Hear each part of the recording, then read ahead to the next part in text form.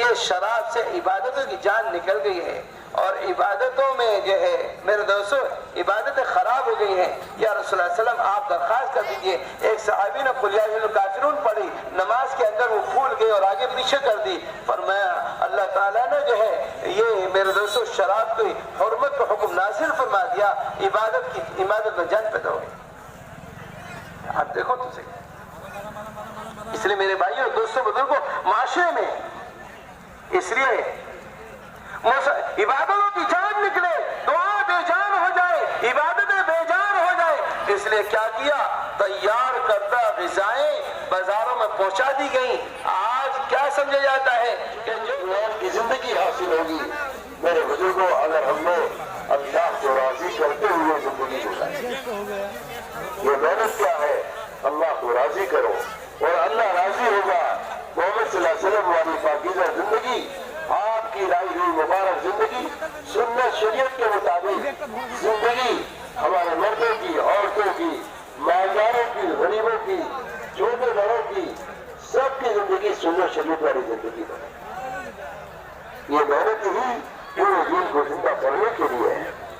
احیاء جمیع عبادات نبی علیہ الصلوۃ والسلام اس مبارک محنت کا خلاصہ ہی সমতুল্য যদি তোমার ঋণ থাকে তা আল্লাহ তাআলা তোমার ঋণকে পরিশোধ করে দেবে.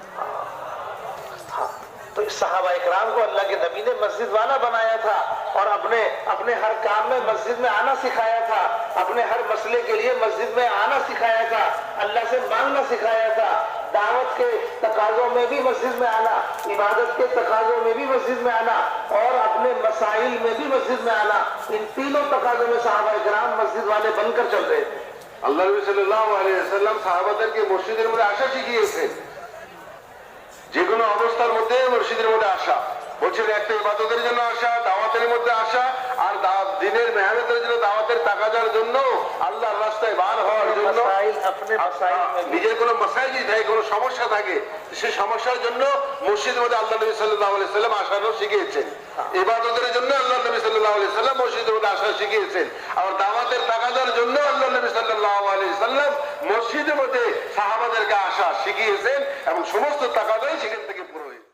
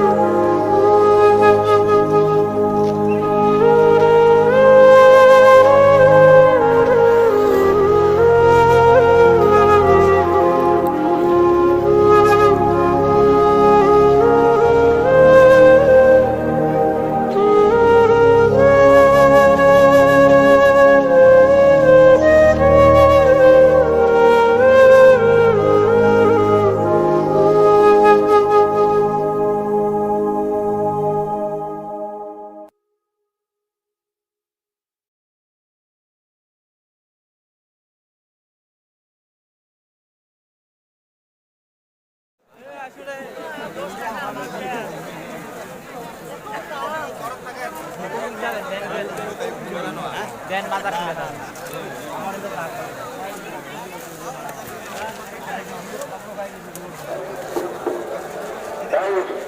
সালাম করলাম আপনাদের